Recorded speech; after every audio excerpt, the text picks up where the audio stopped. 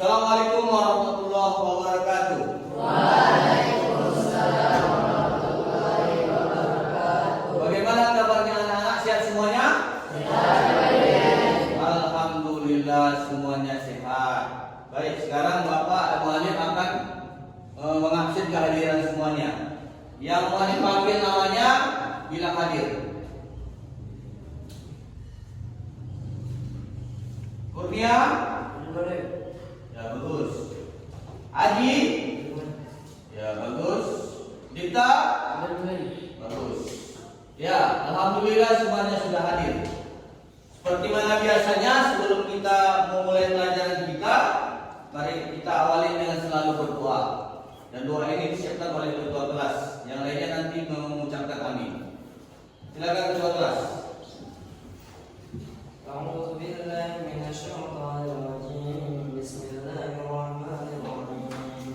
Raditu billahi rabban wa bil islam dinan wa bil muhammadin nabiyyan wa rasulan. Allahumma ij'al ilman warzuqna fahman waj'alna minas shalihin. Sadaqallahul azim. Alhamdulillah, mudah-mudahan pelajaran kita ini mendapat berkat dari Allah Subhanahu wa taala. Amin amin ya rabbal alamin. Baik. Sebelum kita memasuki pelajaran kita hari ini, seperti mana biasanya muallim akan bertanya dengan pelajaran materi yang minggu yang lalu. Siapa yang tahu materi pelajaran kita minggu yang lalu? Siapa? Ya bagus. Apa itu? Macam-macam harta yang wajib dizakati. Macam-macam harta yang wajib dizakati apa saja? Emas dan perak boleh. Bagus. Hewan ternak, hasil pertanian, barang dagangan, hasil perkebunan dan ikas. Bagus sekali, tepuk tangan. Baik. Hari ini pelajaran kita tentang zakat juga, zakat dalam aspek ekonomi dan zakat dalam aspek sosial. Baik, perhatikan semuanya. Apa gunanya kita mempelajari zakat fitrah? Gunanya adalah agar kita dapat memahami makna zakat fitrah dan memahami segala hal-hal yang ada di zakat fitrah, ketentuan-ketentuan yang ada di zakat fitrah, supaya apa? Supaya timbul dalam pola pikir kita untuk menerapkan daripada pengetahuan tentang zakat dan untuk berkontribusi terhadap aspek sosial, dan itu gunanya adalah agar kita semuanya selalu berpikir terhadap masyarakat umat muslim. Dan itu harus sesuai dengan rukun dan syarat yang telah ditentukan dalam zakat. Bagus. Materi kita hari ini adalah tentang zakat fitrah dan zakat dan aspek sosial sebagaimana ucapan yang tadi seperti tadi. Sekarang perhatikan. Ini muallim akan menampilkan sebuah gambar kepada kita semuanya. Diperhatikan.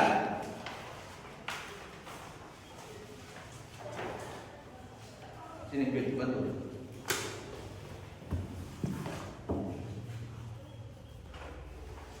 Apa?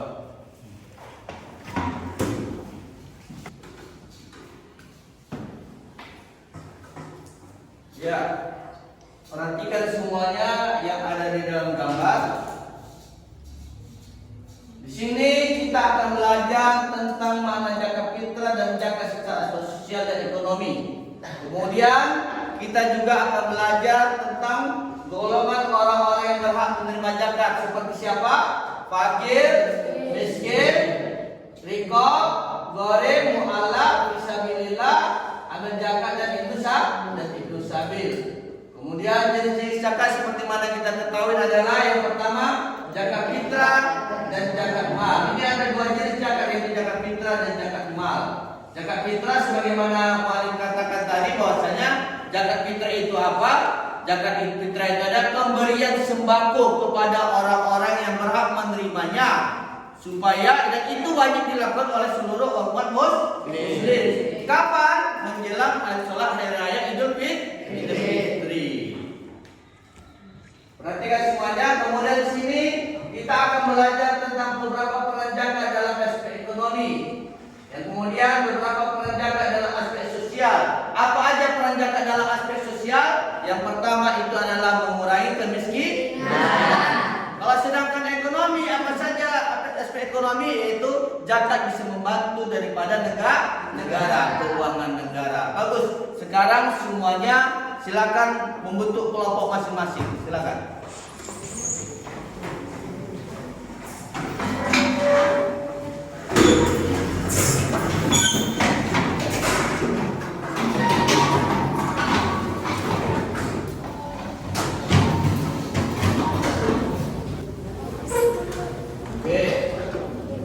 Sekarang Mu'alif sebelum kita masuk dalam tema ini, Mu'alif sebelum kasih soal kepada semuanya. Sekarang Mu'alif mau tanya, apa nama lembaga yang mengatur tentang zakat? Siapa yang tahu? Ya, silakan. Badan Amin Zakat Nasional. Bagus, Basnas Badan Amin Zakat Nasional. Tepuk tangan untuk dunia. Ya, sekarang akan Mu'alif bagi soal-soal daripada kita semua sebagaimana tema-tema kita ini, yaitu kelompok 1, tolong tulis rukun dan zakat, rukun dan syarat zakat fitrah. Yang kelompok 2, coba tuliskan, jelaskan kepada Mu'alif orang-orang yang berhak menerima zakat. Yang kelompok ini, apa peran zakat dalam aspek ekonomi?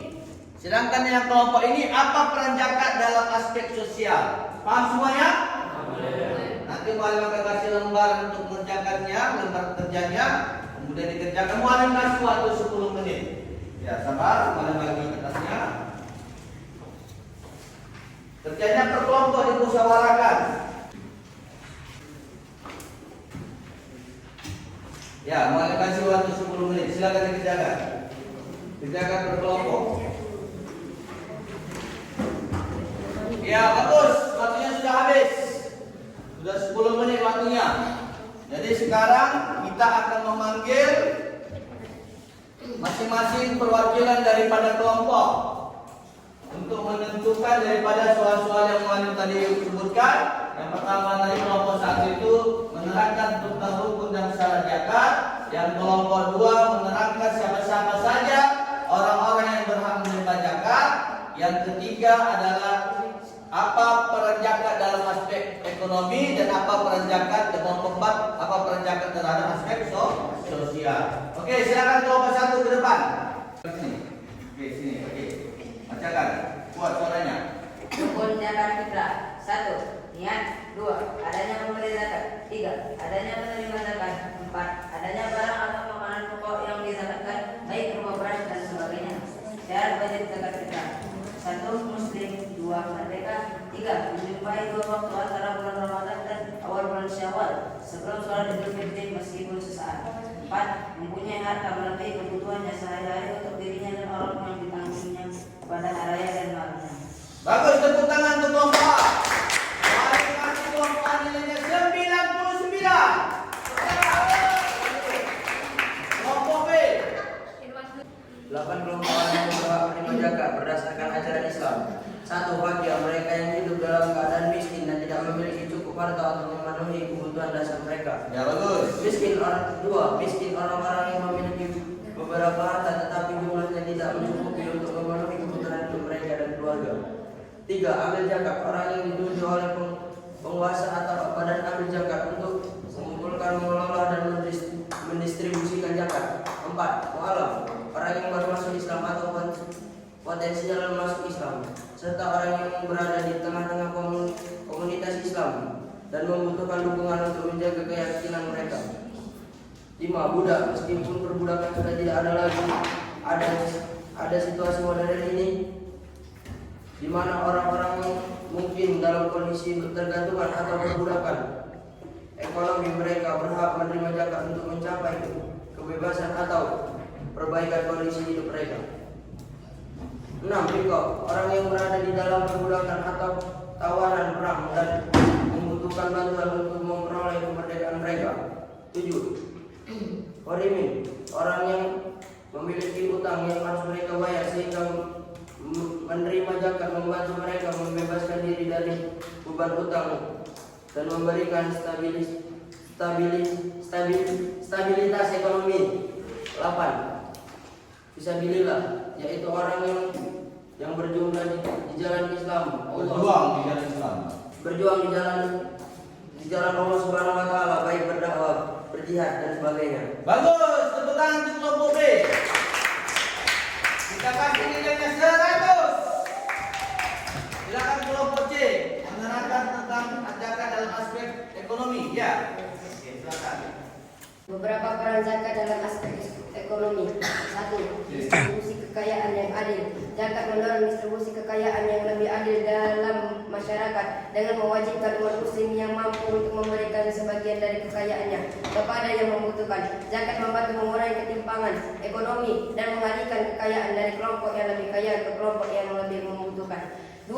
Mendorong pengeluaran produktif. Dana zakat bisa digunakan untuk mendirikan atau mendukung usaha kecil yang menegak, membiayai proyek, memperdayaan ekonomi, atau memberikan modal bagi orang-orang yang ingin memulai usaha baru.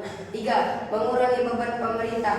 Zakat berperan dalam menyediakan sumber pendapatan tambahan bagi pemerintah dan badan amil zakat. Dengan adanya zakat, pemerintah bisa mengalokasikan dana tersebut untuk program-program sosial dan ekonomi yang dapat membantu mengurangi beban pengeluaran pemerintah dalam menyediakan bantuan sosial. Bagus, tepuk tangan untuk kelompok C. Karena panjang sekali penjabarannya, bisa kita kasih nilai juga 100. Kelompok C, silakan. Zakat dalam aspek sosial, silakan. Ayo. Ini dulu ya, sana. Beberapa peran zakat dalam aspek sosial. 1. Mengurangi kemiskinan. Salah satu tujuan utama zakat adalah mengurangi kesenjangan sosial dan meningkatkan tingkat ekonomi orang-orang yang tidak mampu. Dengan memberikan zakat, orang-orang kaya dan mampu membantu mereka yang membutuhkan, sehingga dapat membantu mengurangi tingkat kemiskinan dalam masyarakat. 2. Membantu kehidupan kaum duafa. Zakat digunakan untuk membantu kelompok-kelompok tertentu seperti yatim piatu, janda, orang tua yang lemah, dan orang-orang yang tidak mampu secara finansial, kaum duafa. 3. Menguatkan solidaritas sosial. Prinsip zakat mendorong rasa saling peduli dan kepedulian terhadap sesama anggota masyarakat. Ketiga, ketika orang-orang memberi zakat, mereka merasa terikat oleh tanggung jawab sosial dan moral untuk membantu mereka yang membutuhkan. Bagus sekali. Panjang juga maka nilainya untuk kelompok B 100. Tepuk tangan. Sekarang siapa yang pernah berzakat? Fitra. Zakat fitrah saya pernah. Zakat fitrah siapa? Langsung dia terusin aja. Kurnia. Pernah? Kapan? Bagus, siap terawih. Kita membayar zakat fitrah atau menjelang sholat hari raya Idul Fitri. Oke, sekarang kita akan mengambil kesimpulan daripada pelajaran kita hari ini. Ikuti semuanya. Kesimpulan kita hari ini yang pertama 1. Ikuti semuanya 1. Zakat merupakan kewajiban bagi umat muslim. Yang memenuhi syarat tertentu. 2.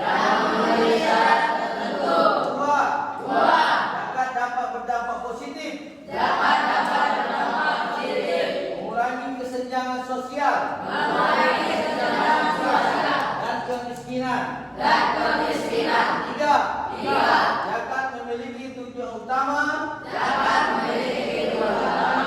untuk membantu meringankan beban kaum fakir miskin. Dan orang-orang yang berhak menerimanya.